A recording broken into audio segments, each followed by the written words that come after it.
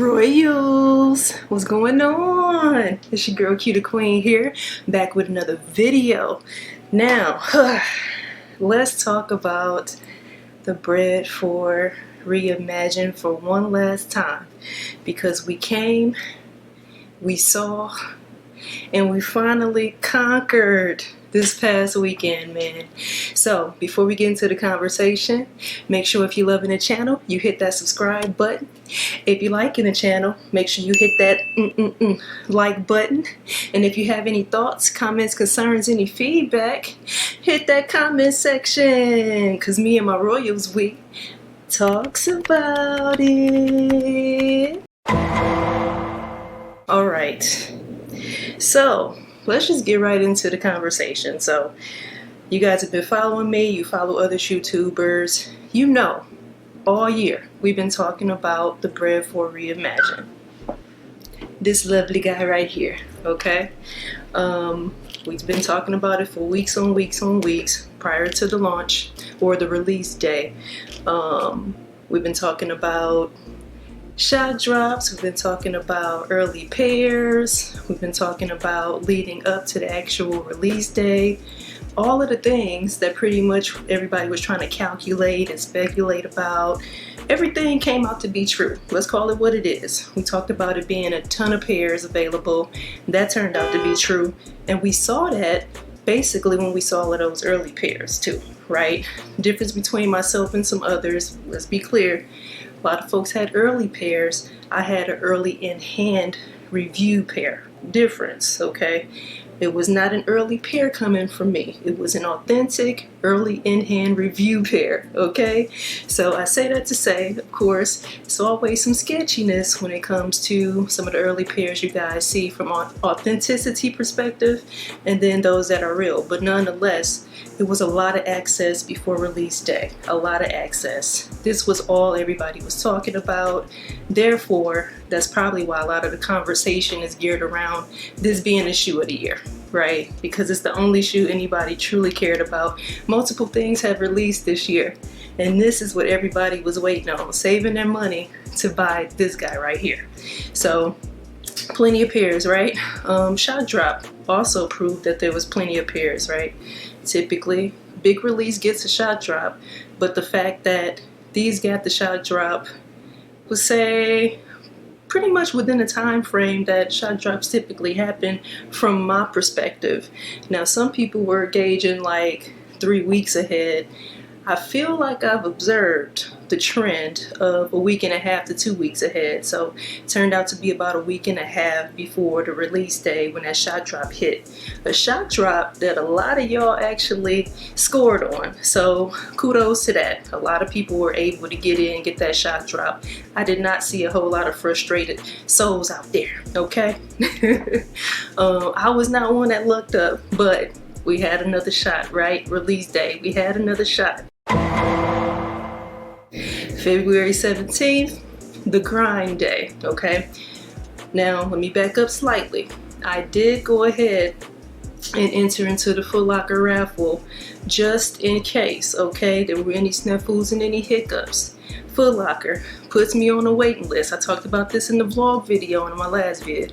Foot Locker hits me with the launch reservation canceled. Like the whole launch event is canceled, right? So something I've never seen before. I was on a waiting list before that even happened, okay? So launch reservation thing gets delayed, and this was a week, not a week, this was a day before the release day. A little bit sketchy there, okay? So I kind of knew what was going to happen. I knew that more than likely I wasn't about to get this pair, because that delay meant to me that maybe they overpromised on a couple of things, or they were double checking to make sure the folks that they confirmed with, they were going to be able to fulfill. All right, there's a lot of layers to what happens before release day, especially with some of these chains out here, man.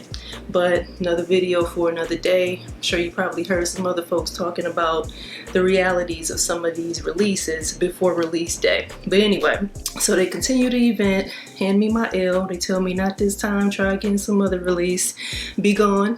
You know, so I'm like, all right, well, Sneakers obviously is gonna drop them on release day, and of course I'm gonna have to hit the streets because I really want them. Gotta hit the streets. Might as well let that first stop be the stop that I'm more than likely to secure them from. So that's why I went to Success, which is the shop that I knew I had a better chance of grabbing them than my local Foot Locker, right? Not playing them games, not about to get cussed out by their store personnel, not about to deal with none of the hoopla, because they didn't already put me through some things, right? We got snipes and some other spots, stadium goods, all that stuff too, but I needed to know that I could get my pair almost for sure. Okay. So that's where I went. And like I mentioned in my previous video, I got a little cocky. I did not even try on sneakers because I'm like, I'm gonna just go ahead. I don't want to run the risk of having to buy 2 pairs, right? Because I mean, it ain't cheapest pair to buy. I wear a men's size shoe. I ain't trying to buy 2 pairs of this. That's just not how I'm built right now with this particular release. Wasn't having that. Also, I did not want to have 2 pairs when that could have been somebody else's pair, and I didn't plan to double up. Wasn't in my plans. Anyway, as y'all saw, I was able to grab them from Success. It's a little bit of a line, but not too much. I think I showed y'all, it was like 9:30 in the morning by the time I pulled up, thinking they was opening at 10, but they were actually letting folks line up in the store before 10. So I think there was just like an early opening, just to kind of keep the drama down, right? But anyway, I probably got out of there in like 30 minutes or so. So it was the easiest pickup I actually had. I was a little bit nervous, but I got them. And sounds like it was for the most part the same for most people. Yeah, it was a little bit of hiccup with some of these raffles. That's to be expected a little bit when it comes to, again, there's some underlying things that go down. And some of these chains, they be on the game sometimes. So raffles are a little shaky these days. But again, for the most part, everybody that tried to get a pair got a pair. I know there's some exceptions. A couple of y'all in the comments, some of my royals did not look up, but it was only a few, right? So restock is definitely, I'm super confident a restock is happening for these, okay? Most big releases like this one would get one. This is a big release, but a general release at the same time. So a general release of this magnitude, there's plenty more. There were plenty before even release day, right? And then obviously a ton on release day for a lot of people to get double ups, get some for the family, and some left over in stores. So a restock is for sure happening. So y'all that did not luck up with the release day and the shock drop, just be on the lookout for it. This shoe is going to be available, okay? The resale is not that bad for them either if you just want to spend a couple extra bucks, but for that retail, that restock is definitely more than likely going to happen. All right, we get all that out the way. Next, the burning question. OG versus Reimagined. Now, if I had the OG, obviously I would be showing both of them in my hand, okay? Do not have the OG.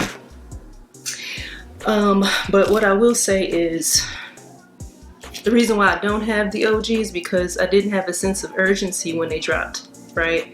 Because I wasn't a big enough fan of the OG. Let that marinate. Because I know some of y'all don't understand. Some of y'all wouldn't understand exactly how that could be. How could you not want the OG, but you want a reiteration or a version of what the shoe could have been? You know what I'm saying? But quite frankly, I've never been crazy about that new book look. The Jordan 3 black cement, to me, one of the reasons why I like the black cement is because it's leather. One of the reasons why I like this Bred for Reimagined is because it's leather. I am not a big fan of many shoes that have nubuck. I don't care if it's a classic or not. it's just never been my thing. Most of the classics that I have that are Jordans have some version of leather, even if it's patent leather. You really won't find me with a Jordan that has suede. So for the 8s, the Aqua 8s are my favorite 8s. You know, there's exceptions to everything. So to me, I wouldn't necessarily say these are better than the OG, but I do feel like this particular shoe, I feel like it holds up to the OG, okay? Not better per se, but it holds up. And excuse me if you hear what sounds like somebody singing.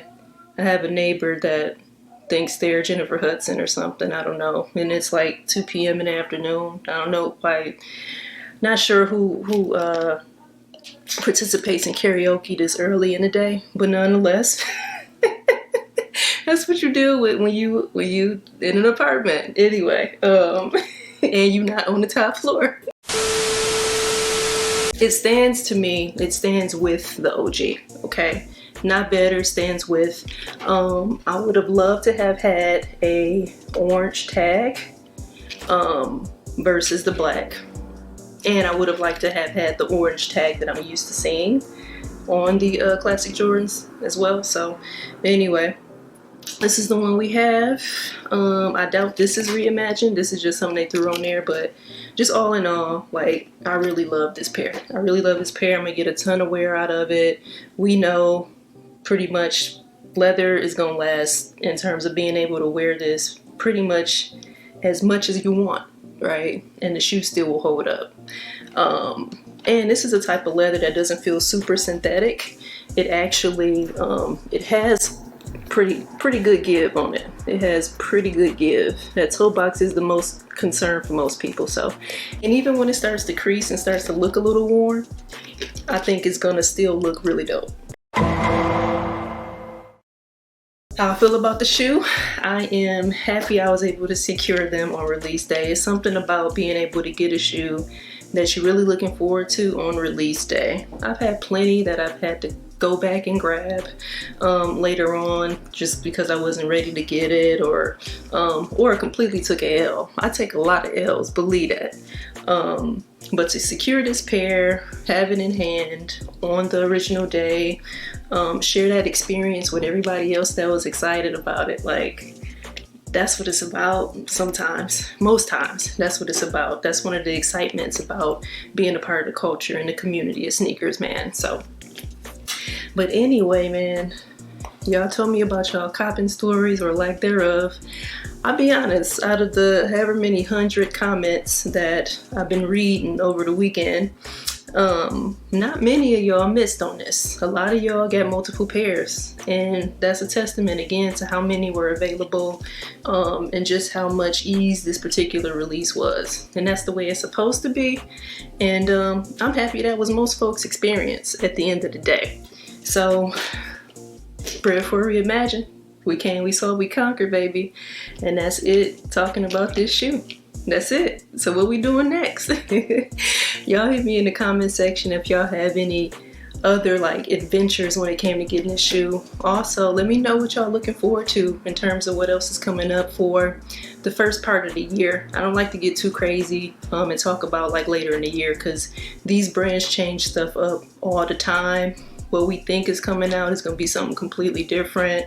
Like, it's just too much sometimes. It's too much. But yeah, y'all let me know what y'all looking forward to in March. Let's go as far as March and April maybe. Like, let me know what y'all looking forward to. But anyway, got it. It's been another one from your girl Q the Queen.